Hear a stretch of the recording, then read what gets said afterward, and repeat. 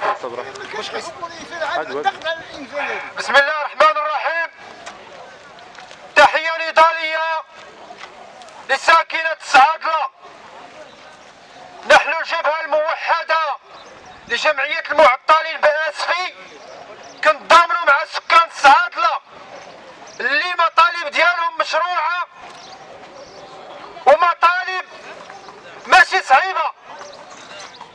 سمعت بأن الدرك الملكي من بعد الوقفة اللي داروها هنا الأربعاء الماضي كيتفاجئوا أنه الدرك الملكي كيتسللوا بالليل كالشفارة وكيدخلوا عندهم الدوار وكيفتشوهم وكيهونوهم.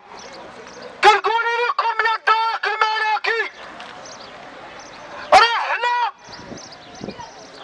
صامدين وغنبقاو نطالبوا بالحقوق ديالنا، وإلا ما قديتوش نتوما توقفونا وجيبوا العسكر والله ما نتفاهموا معاكم.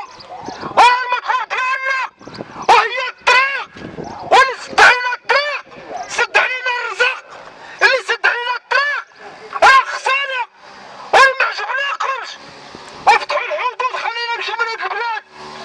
راه الطريق وعلى 104 سنين هي كاملة واليوم جيتو بغيتو تقطعوها.